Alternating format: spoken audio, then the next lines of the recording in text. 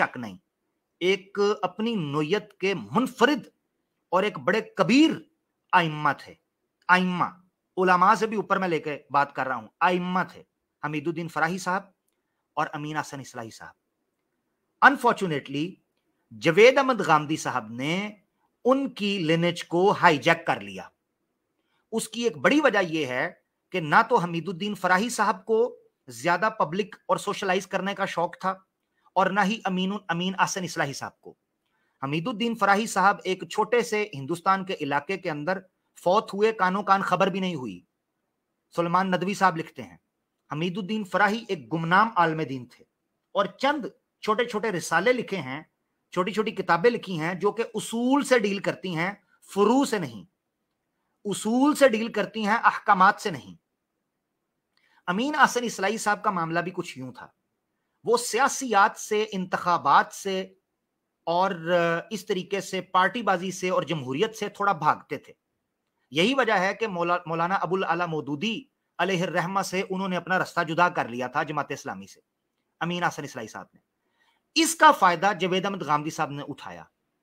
जवेद अहमद गामदी साहब ने देखा कि इनके शागिर्दों की तादाद कम है और ये खुद पब्लिक में आकर बोलते नहीं हैं, लिहाजा जवेद अहमद गामदी साहब ने मदरसा फराही की नाम को यूज करते हुए पूरी की पूरी बुनियाद उखाड़ दी, और ताकि ये पब्लिक में तासुर दिया जा सके कि मैं कोई अलग नहीं खड़ा, बल्कि मैं तो मदरसा फराही, एक नए मदरसे की बुनियाद रख दी कि मैं फराही मकतबा फिक्र से ताल्लुक रखता हूं।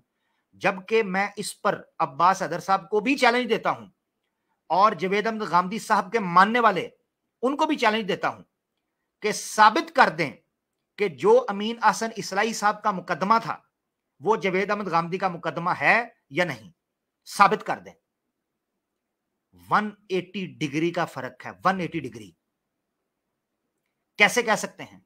सवाए इसके कि बजिद हों कि मैं मदरसा फराही से ताल्लुक रखता हूं, जवेद अहमद गामदी साहब, ताकि एक नाम जुड़ा रहे बड़े स्कॉलर्स के साथ। ठीक है जी, आगे बढ़ते हैं। जिस तरह हम कह देते हैं, मिसाल के तौर पर मैंने हजरत अली की मिसाल दी। हजरत अली, जो बहारुल अनवार की रिवायत मैंने पढ़ी है, उसमें कुछ लोग हजरत अली को रब बना रहे थे। वो कहते थे हम हजरत अली को मानते हैं। क्या वो हजरत अली के मानने वाले थे? इसी तरीके से वो ईसाई जो ईसा अलैहि सलाम को ये कहते हैं कि वो अल्लाह के बेटे हैं, इब्नुल्लाह मानते हैं, तस्लीस में शामिल करते हैं, क्या वो जनवन ईसाई हजरत ईसा अलैहि सलाम के मानने वाले हैं? नहीं। इसी तरीके से जवेद अहमद गामदी साहब ने हमीदुद्दीन फराही अलैहिर रहमा और अमीन हसन इस्लाही साहब अलैहिर रहमा, जो बड़े आलम दीन थे, उनके नाम का गलत इस्तेमाल किया है और पब्लिक को लॉलीपॉप दिया कि मैं मदरसा फराही लेकर चल रहा हूं। आगे बढ़ते हैं, अब्बास हैदर साहब की बात सुने। सूरह यूनुस का मुताला कीजिए कि खुदा कहता है कि जब मैं रसूलों को, चूंकि इन्होंने कहा था मेरी बात काटिए ना, तो मैंने यहां से नहीं काटी, क्योंकि इन्होंने इसरार किया था, तो पूरी सुने। इस दुनिया में भेजता हूं तो मैं इस दुनिया को एक कयामत गाह बना देता हूं कि रसूलों के मानने वालों के लिए या उन्हें झुटलाने के लिए कयामत इस दुनिया में बर्पा हो जाएगी और उसके बाद लोगों को उनके हाल पर छोड़ दिया जाएगा, उसके बाद वाली जनरेशंस को, कि वो अपना फैसला करें। इस सूरह यूनुस की आयत को अब्बास हैदर साहब मेरे सामने आके पेश कीजिए और अपने मुकदमे को साबित कीजिए कि कानून इत्माम हुज्जत इसी तरह काम करता है जो आप समझ रहे हैं। कुरान समझने के लिए रसूलुल्लाह से समझा जाएगा। रसूलुल्लाह ने जिस तरीके से असहाब को बयान किया अलैहिस्सलातु वस्सलाम रज़ियल्लाहु अन्हुम अजमईन, अब्बास हैदर भाई, हम आपकी सोच और समझ नहीं लेंगे, और क्यों नहीं लेंगे ये हमें मदरसा फराही ही बताता है। मैं आगे चलकर बताऊंगा, आगे चले। मामला तो अंबिया के मुताल्लिक नहीं हुआ, सिर्फ रसूलों के मुताल्लिक हुआ है। कहिए कि मैं गलत कह रहा हूं। आप बिल्कुल गलत कह रहे हैं अब्बास हैदर भाई, मादरत के साथ आप गलत कह रहे हैं। जहां तक रही ब्लास्फेमी करने की बात, अब देखिएगा जरा इंपॉर्टेंट पॉइंट, जहां तक रही इखलाक से गिरी हुई बात करने की, जहां तक रही रसूल खुदा के खिलाफ बात करने की, उसका ठट्ठा उड़ाने की, अल्लाह का मजाक उड़ाने की, तो मैं इसको सराहन गलत समझता हूं। अब्बास हैदर भाई, ये आपने क्या किया? ये आपने एहसान क्यों किया? आप ये एहसान भी ना करते। दोबारा सुने अब्बास हैदर भाई ने क्या कहा है, फिर मैं आपकी तवज्जो दिलाता हूं कि मैंने क्यों ये कहा है। जरा दोबारा सुने। ब्लास्फेमी के हवाले से अब्बास हैदर भाई उसको जुर्म की या अखलाकी जो क्राइटेरिया है उसकी किस कैटेगरी के अंदर रखते हैं, जरा देखिएगा। रही इखलाक से घिरी हुई बात करने की। जहां तक रही रसूल खुदा के खिलाफ बात करने की, उसका ठट्ठा उड़ाने की, अल्लाह का मजाक उड़ाने की, तो मैं इसको सराहन गलत समझता हूँ। मैं इसे बदतमीजी, बेहुदगी, बेहयाई समझता हूँ। ठीक है जी, आपने सुन लिया। अब्बास हैदर भाई, अब मैं आपके सामने फार्मूला सेट करने के लिए दो चीजें रखने लगा हूं। अब्बास हैदर भाई कहते हैं एहसान करते हुए, बड़ा दिल करते हुए। हमारा एक दोस्त था यार, फिर अब्बास भाई कहेंगे कि मैं अपने उस करैक्टर में नहीं आना चाहता वापस, क्योंकि मेरी इस वक्त नीयत बिल्कुल अब्बास भाई की और इनके सुनने वालों की इस्लाह मकसद है, वगरना मैं और तरीके से तनकीद किया करता हूं, क्योंकि अब्बास भाई हमारे बड़े प्यारे भाई हैं और इनकी नीयत पर शक नहीं कर सकता। और दूसरा ये थोड़े इन्होंने कहा है कि बीमार भी हैं, तो मैं इसलिए मैं अल्लाह से डरता हूं इस चीज में, तो मैं ज्यादा नहीं करूंगा बात। मैंने अपने आप को रोक लिया अल्लाह के लिए कि जो मैं लतीफा सुनाने लगा था। तो अब्बास भाई ने एहसान ये किया है कि जो ब्लास्फेमी करता है या ब्लास्फेमी अमल को कहते हैं मैं बहुत बेहुदा, बहुत गलत और बहुत जो है ना वो बुरी चीज समझता हूं।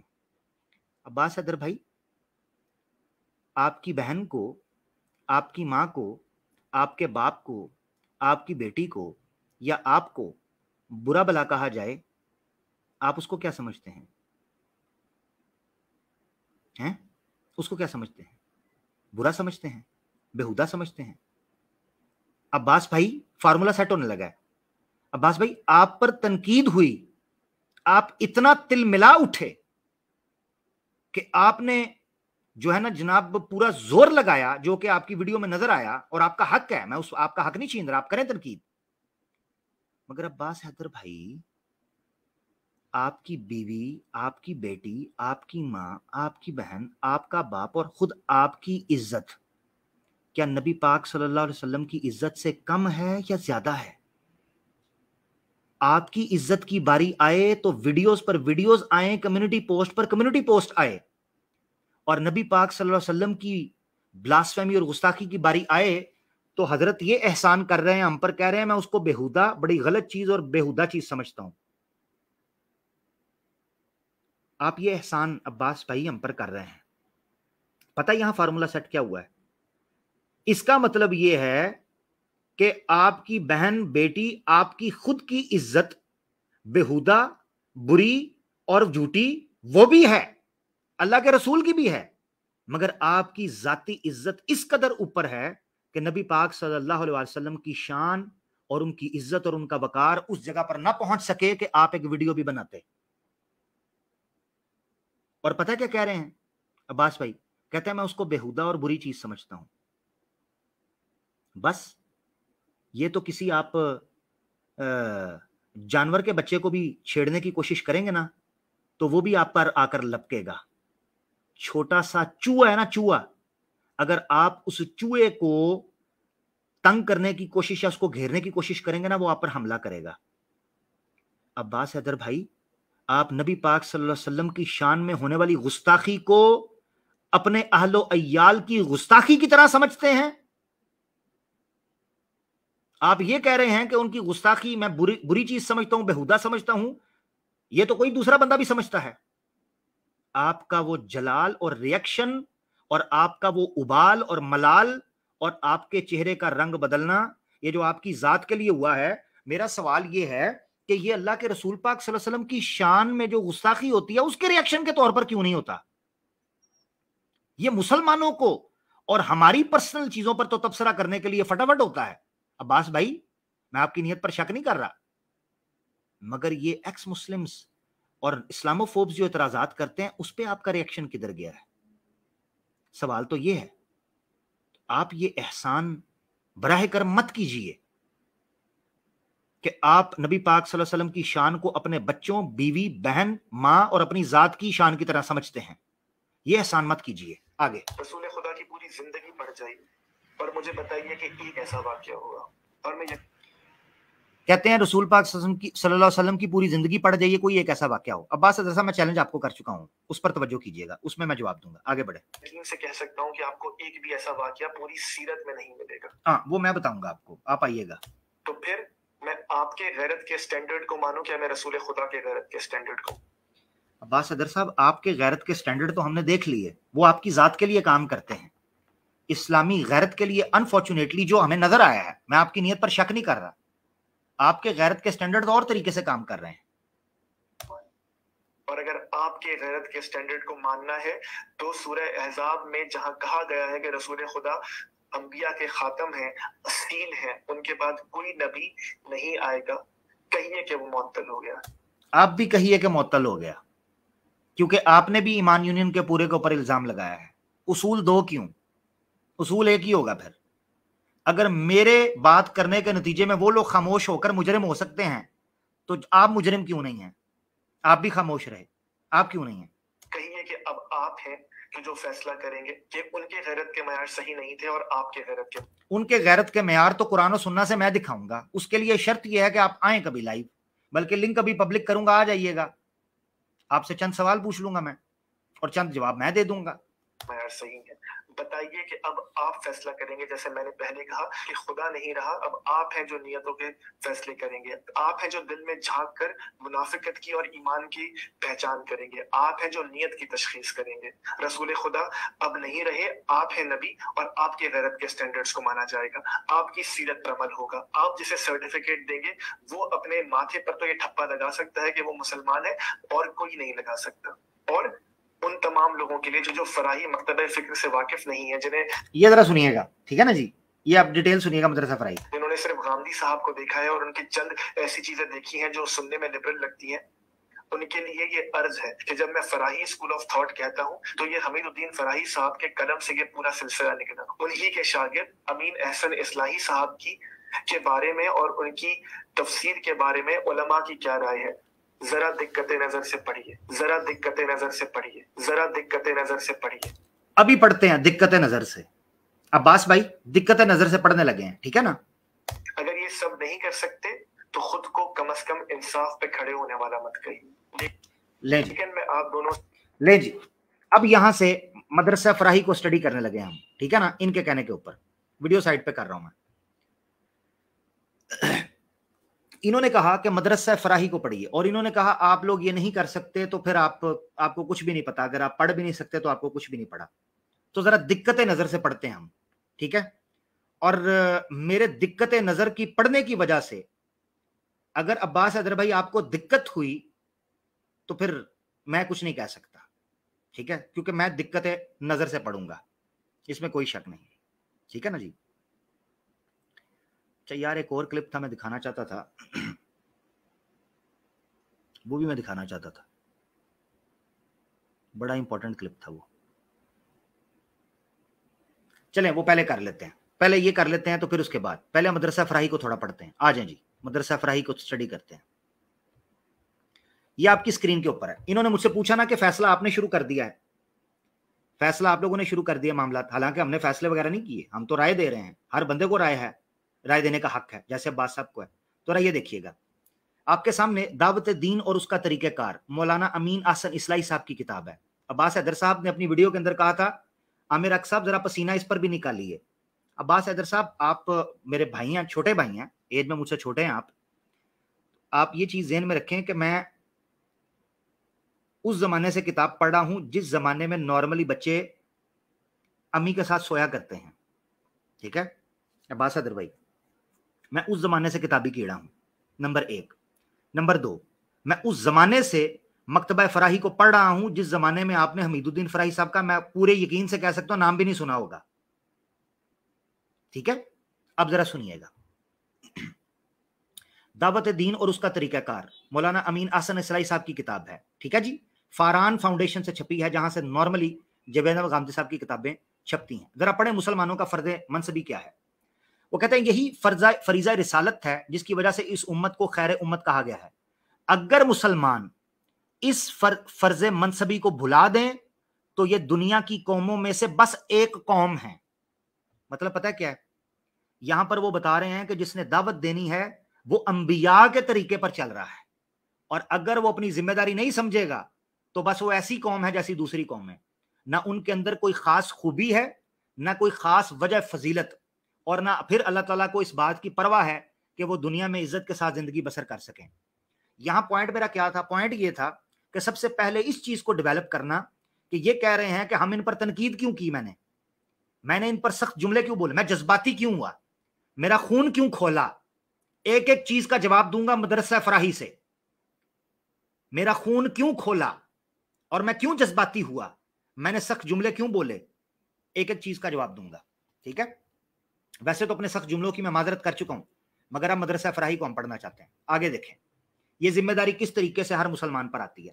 سارا آپ کے سامنے پیج 42 کے اوپر کیا لکھتے ہیں، وہ آخری جو لائن میں نے ہائی لائٹ کی ہے، وہ کہتے ہیں اسی طرح نظام خلافت کے درہم برہم ہو جانے کے بعد اب یہ فریضہ شہادت علی الناس اس امت کے تمام افراد پر منتقل ہو گیا ہے۔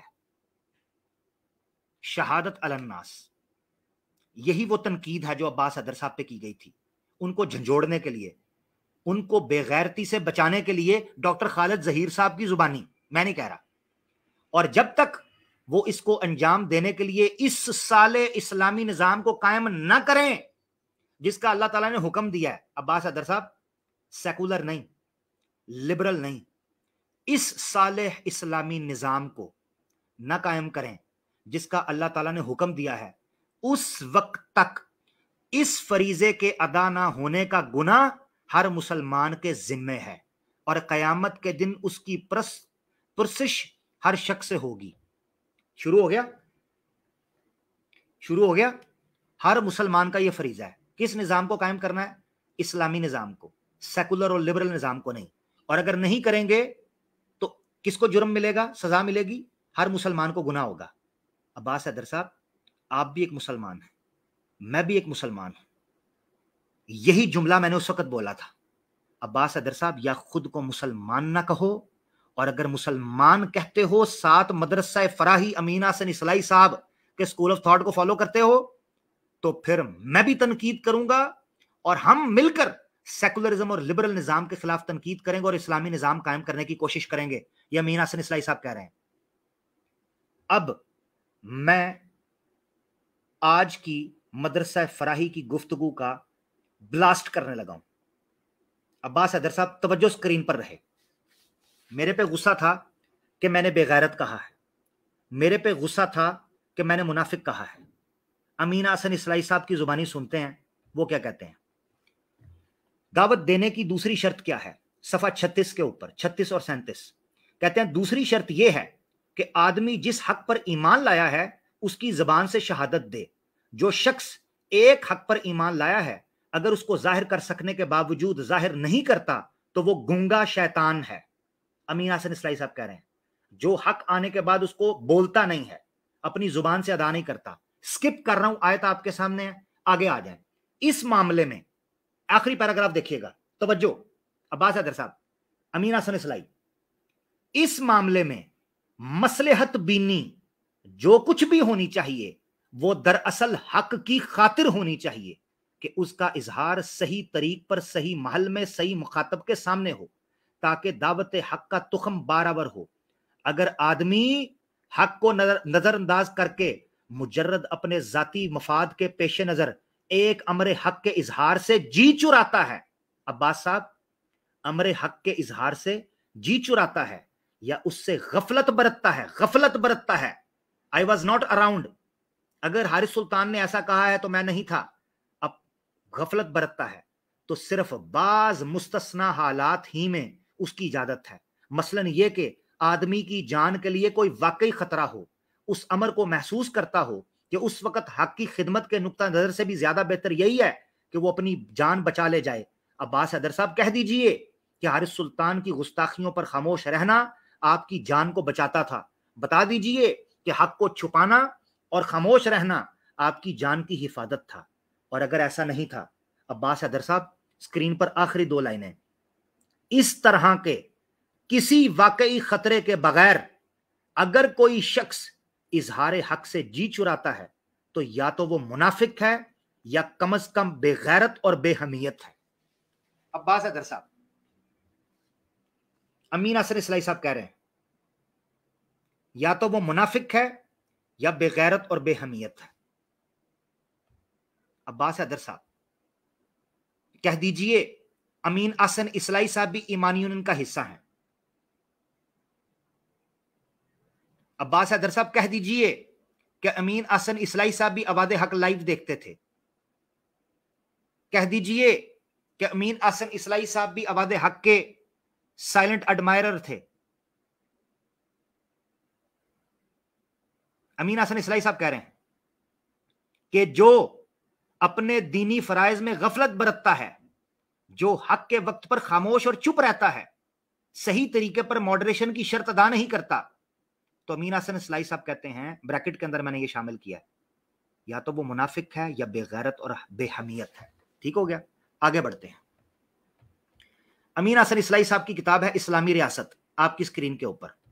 इसके सफ़ा के ऊपर चलते हैं, सफ़ा 301 और 302 के ऊपर। हमेशा हक के रास्ते का इंतखाब।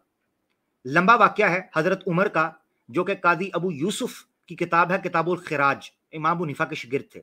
अमीन हसन इस्लाई साहब ने किताबुल खिराज के सफ़ा 2 को कोट करते कहा है कि हजरत उमर फारूक ने कहा हुक्काम को कि तुम लोग रब के हुजूर उसी तरह जवाबदेही करनी पड़ेगी जिस तरह एक चरवाहे को अपने आका के सामने करनी पड़ती है। इस वजह से जो जिम्मेदारी मॉडरेशन की जिम्मेदारी अल्लाह ताला ने आप पर डाली है, उसमें हक कायम कीजिए, अगरचे 1 ही घंटे के लिए मुमकिन हो, अगरचे 3 घंटे की स्ट्रीम ही क्यों ना हो। ये मेरा हाशिया। खुशकिस्मत अमीर अल्लाह ताला के नजदीक वो होगा जिसकी रियाया उसके सबब से खुशहाल होगी। स्किप अगला जुमला।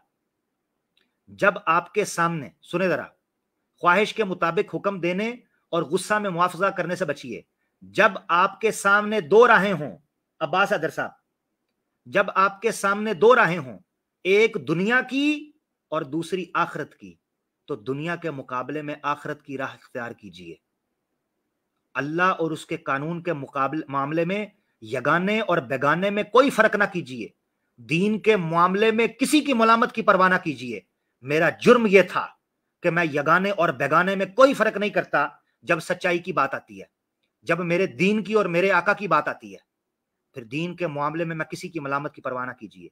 अल्लाह से बराबर डरते रहिए, और डरना दिल से होता है, न जुबान से। अब्बास हैदर साहब ने उस वीडियो में कहा, मैं अल्लाह से बड़ा डरता हूं, सारे मामला है, मैं आपकी नीयत पर शक नहीं करता अब्बास हैदर साहब, आप बिल्कुल डरते होंगे, आपका बिल्कुल अल्लाह के साथ ताल्लुक मजबूत होगा, मगर मैं कुछ सवाल तो रख सकता हूं, जुबान से नहीं होता। आपकी स्क्रीन के ऊपर अगला हवाला ले लें, इस्लामी रियासत का। क्या है जी? अमीन हसन इस्लाई साहब सफ़ा 313 के ऊपर इस्लामी रियासत में लिखते हैं, अहले हक के साथ नरमी और अहले बातिल के साथ सख्ती। अब्बास हैदर साहब खुल के कह दीजिए कि अहले इस्लाम या इस्लाम अहले हक नहीं रहा, इसीलिए वो हम पर सख्ती कर रहे हैं, और अहले बातिल अब अहले बातिल नहीं रहा, इसलिए वो उनके लिए नरम लफ्ज रखते हैं। मैं किसी पर्सन के ऊपर कमेंट नहीं कर सकता, मगर ईमान यूनियन को रगेद सकता हूं। मैं आपकी नीयत पर फिर शक नहीं कर रहा, मगर सवाल तो रख सकता हूं ना अब्बास हैदर साहब। क्या कहते हैं? हजरत उमर का खुतबा पेश किया गया अल फारूक से।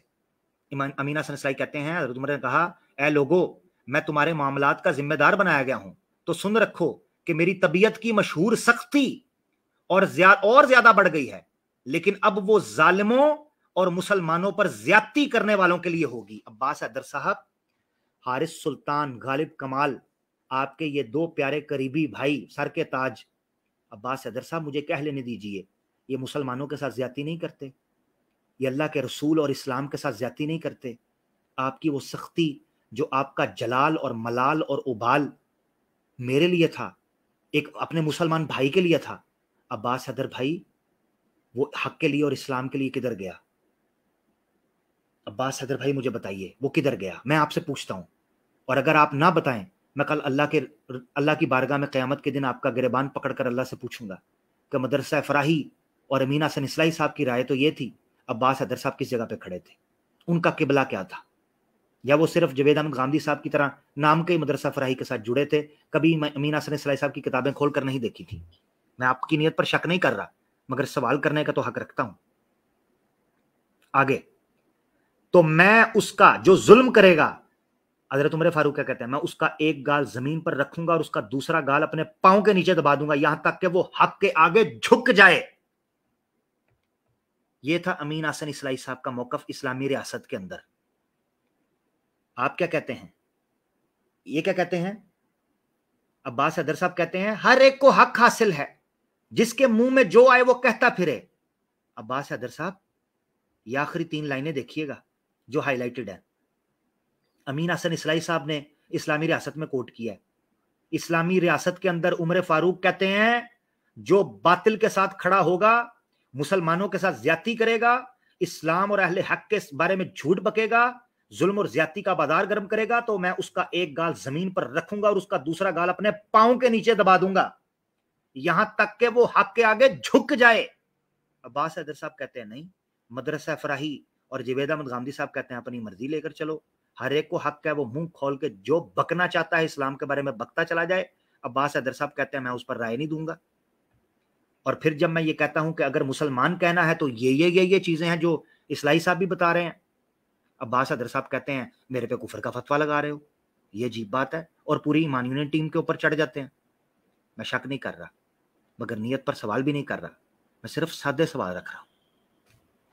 तदब्बुर कुरान का जिक्र किया, तदब्बुर कुरान का, आए तदब्बुर कुरान पढ़ते हैं। जिल्द 7वीं है, सफा है 487, जलालुद्दीन अपना अमीन हसन इस्लाई साहब की तदब्बुर कुरान आपकी स्क्रीन पर।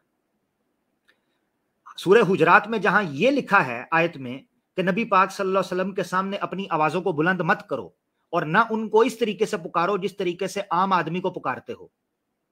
ये कहते हैं ना जी, नबी पाक सल्लल्लाहु अलैहि वसल्लम की गुस्ताखी करने वाले को मैं, यानी गुस्ताखी को मैं बेहुदा समझता हूं, बुरी चीज और गलत समझता हूं, आम आदमी की तरह। मेरी बहन को गाली निकालेगा, मैं इस चीज को बेहुदा समझता हूं, मगर नबी पाक सल्लल्लाहु अलैहि वसल्लम को गाली निकालेगा, मैं उस तकलीफ को बयान भी नहीं कर सकता। उस वक्त मैं अपने जज्बात की अक्कासी भी नहीं कर सकता। मैं पटरी से उतर जाता हूं जब मैं नबी पाक सल्लल्लाहु अलैहि वसल्लम के बारे में किसी को गुस्ताखी करते देखता हूं। वो अलग बात है कि हम पक चुके हैं और अब हम नंगा करने पर आए हैं उन लोगों को जिन्होंने इस्लाम के बारे में गुस्ताखियां की। आगे देखिए क्या कहते हैं। कहते हैं यहां मुमानियत इसी बात की है जिसकी तरफ हमने ऊपर इशारा किया कि कोई शख्स अल्लाह के रसूल को एक आम आदमी या मुजर्रद एक लीडर समझकर और अपने आप को उनसे ज्यादा मुदब्बिर ख्याल करके, बगैर इसके कि हजूर सल्लल्लाहु अलैहि वसल्लम से किसी मामले में उसकी राय दरियाफ्त करें, हजूर को अपनी राय से मुतासर करने और अपनी राय को हुजूर की बात पर मुकद्दम करने की कोशिश करे। ये सारी चीजें आपके सामने पूरा पैराग्राफ पढ़ दे। आखिरी, अगर कोई ऐसा मामला करता है कि नबी पाक सल्लल्लाहु अलैहि वसल्लम को आम आदमी या मुजर्रद एक लीडर समझे और अपनी टामक टोइयां दीन के अंदर मारे, मेरी राय में ये है, मेरी राय में वो है, इस्लाम के अंदर मेरी मूरी राय नहीं चलती। जहां मुहकमात और दलाइल कतई आते हैं वहां मेरी राय नहीं चलती। हाँ, मेरी राय वहां चलती है जहां दलाइल कतई मौजूद ना हो। और अगर अब्बास भाई को शक हो कि दलाइल कतई मौजूद नहीं, उसी के लिए मैंने चैलेंज दिया है, सामने आ जाए। जिस पर आपने कैटेगोरिकल कहा था कि कुरान और सुन्ना में और सीरत में कोई चीज ही मौजूद नहीं है, तो मैं उस पर जरूर राय दूंगा। ऐसा ना हो कि तमाम ईमान और अमल को ढा देने वाली है अगरचे उसका शऊर ना हो। ऐसी अगर कोई अकीदा रखेगा, नबी पाक सल्लल्लाहु अलैहि वसल्लम को इस तरीके से ट्रीट करेगा, ये चीज उसके ईमान और अमल को ढा देगी और उसको शऊर भी नहीं होगा।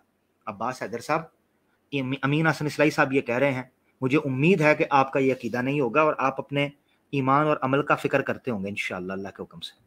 आगे बढ़ते हैं। तदब्बुर दूसरा, अगला पेज पढ़ते हैं 488। अब चेक कीजिएगा, ये सबसे इंपॉर्टेंट तदब्बुर कुरान का हवाला देकर मैं आगे बढ़ता हूं। इस आयत में हमारे जमाने के उन लोगों को भी तंबीह है, इस आयत में हमारे जमाने के उन लोगों को भी तंबीह है जो इस्लाम की खिदमत के दावे के साथ उसके अकदार को मसख और उसके कवानीन की तहरीफ कर रहे हैं। उनका गुमान यह है, तवज्जो से सुनिएगा अब्बास हैदर भाई, उनका गुमान यह है कि अल्लाह और रसूल ने जिस शक्ल में इस्लाम दिया है उस शक्ल में वो इस दौर में नहीं चल सकता। अब्बास हैदर भाई, इस शक्ल में वो इस दौर में नहीं चल सकता। जरूरी है कि जमाने के तकाजों के मुताबिक उसकी इस्लाह की जाए। चुनाचा वो शरीयत के अहकाम में अपनी राय के मुताबिक तरमीम कर रहे हैं। बस ये फर्क है कि पहलों को पहले मौका मिल गया मशवरा देने का, बाद वालों को नहीं मिला। अल अयाज बिल्लाह, آخری 2 لائنیں، اب ان غلطیوں کی اصلاح کر رہے ہیں جو ان کے نزدیک اللہ اور رسول سے العیاذ باللہ دین کے معاملے میں ہو گئی ہیں۔ دین کی تحریف کون کر رہا ہے اور دین کو کون بدل رہا ہے اور دین کو زمانے کے تقاضے کے مطابق اس میں تحریف اور تبدل کون کر رہا ہے؟